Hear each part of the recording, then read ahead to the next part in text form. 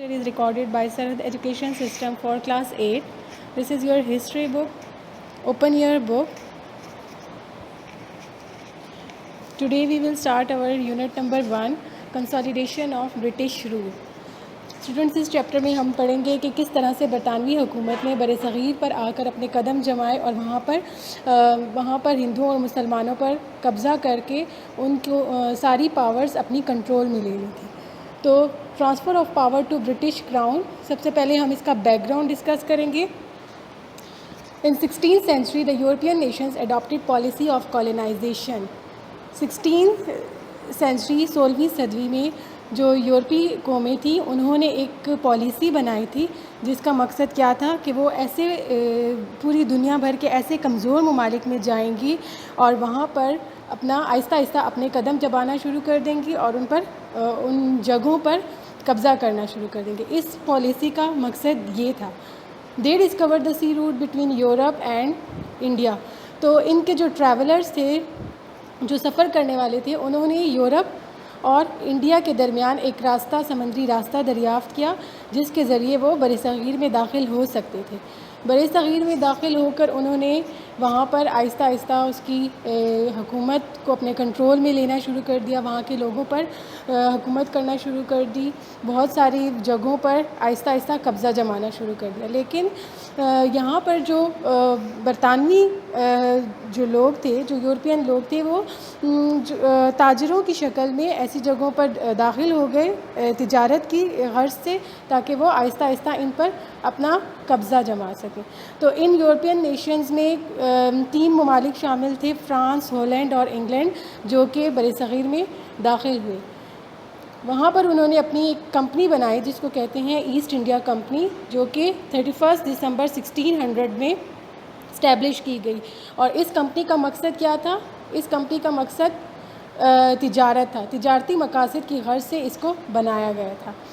اور وہاں پر اس دوران جو ہے وہ جو حکومت تھی بر صغیر کی، وہ بہت کمزور ہو چکی تھی، وہاں کے حکمران کی جو طاقتیں تھیں وہ ختم ہو چکی تھیں. تو اس چیز کا فائدہ اٹھاتے ہوئے برطانوی لوگوں نے اور یورپی لوگوں نے آہستہ آہستہ ان کی جو مین جگہیں تھیں ان پر قبضہ جمانا شروع کر دیا تھا.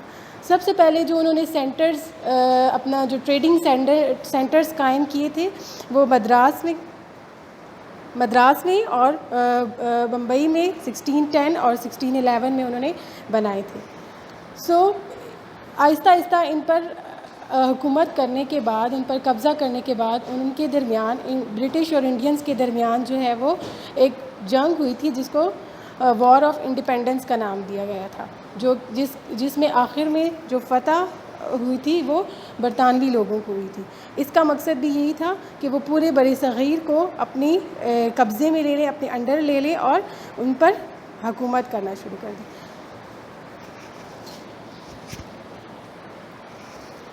بیک گراؤنڈ سے ہمیں پتہ چلتا ہے کہ کس طرح سے یورپی قومیں بر صغیر میں داخل ہوئی اور انہوں نے آہستہ آہستہ کر کے پورے بر صغیر کو اپنے قبضے میں لے لیا.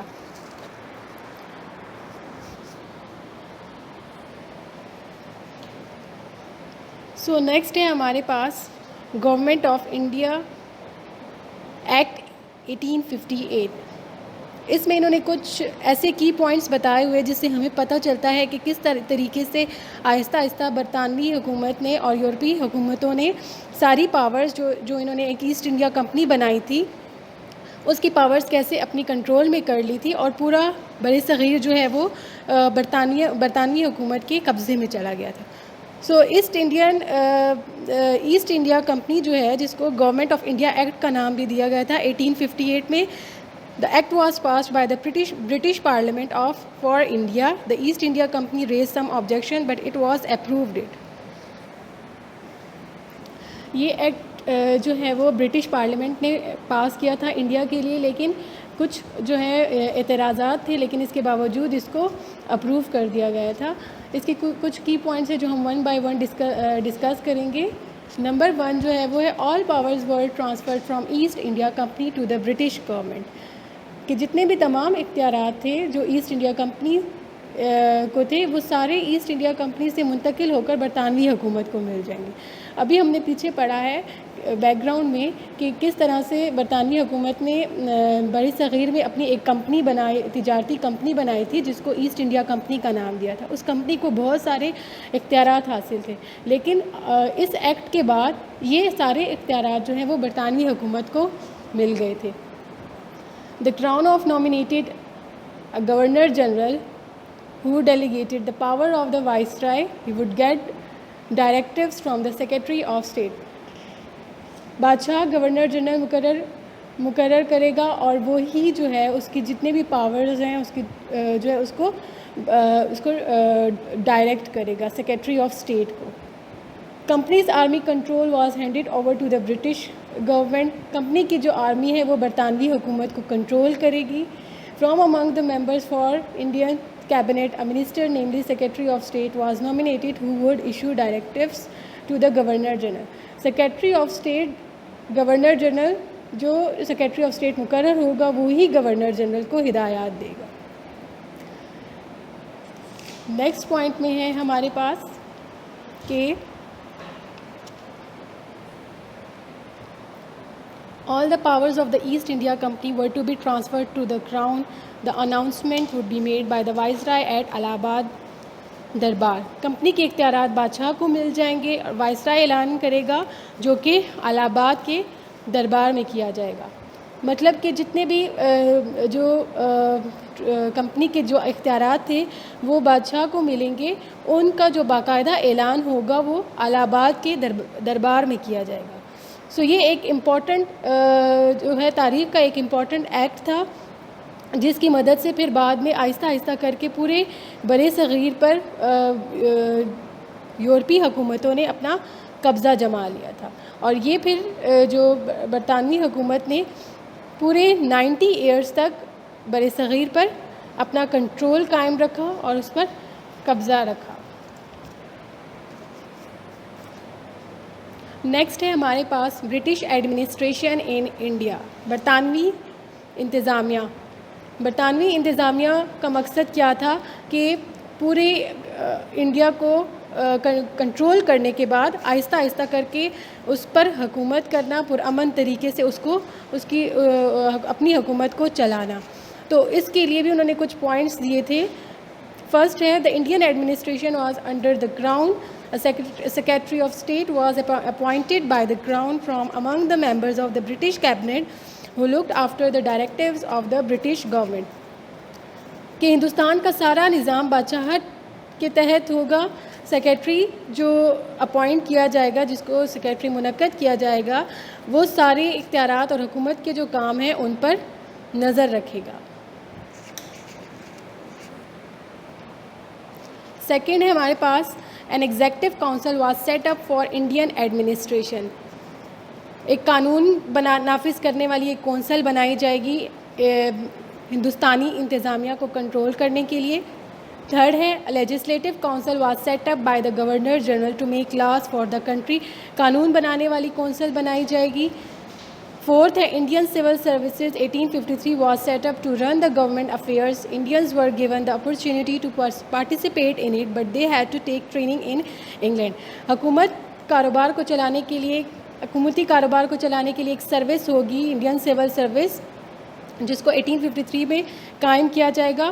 اور اس سروس کی ساری جو ٹریننگ ہے وہ جو تیاری ہے وہ انگلینڈ میں کروائی جائے گی. The royal army was organised for national defence. قومی دفاع کے لیے بادشاہی آرمی بنائی جائے گی. The country was divided into provinces to facilitate administration. ملک کو صوبوں میں تقسیم کیا جائے گا. And they were a British governor in each province and an executive and legislative council for the assistance. اور ہر ایک صوبے میں ایک برٹش گورنر جو ہے وہ قائم کیا جائے گا. A judiciary was set up for justice and the last appeal was to be filed in the British Privy Council for review. ایک عدالت قائم کی جائے گی. There were several independent states in India and every state was ruled by its own ruler. خود مختار ریاستیں خود اپنی حکومت خود کریں گی The key point of the British administration was to maintain its supremacy, but the passage of the time they had to include Indians in it.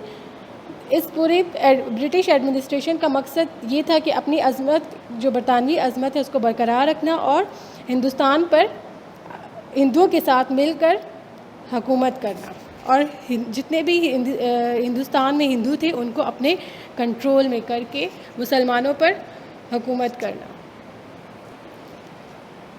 تو students, آج کے لیکچر میں ہم نے برطانوی حکومت کے بارے میں پڑھا، کس طرح سے جو ہے وہ انڈیا میں بر صغیر میں داخل ہوئی تھیں، انہوں نے اپنے قدم جمائے تھے، اس کے بعد آہستہ آہستہ انہوں نے ایسٹ انڈیا کمپنی بنانے کے بعد اپنی ایک انتظامیہ قائم کی تھی، اور اس انتظامیہ کے کون سے ایسے اہم نکات تھے، کون سے کی پوائنٹس تھے، وہ سب ہم نے ڈسکس کیے۔ آپ اپنے لیکچر کو 2 to 3 ٹائمز ریپیٹ کریں تاکہ آپ کو سمجھ آ سکے۔ Thank you.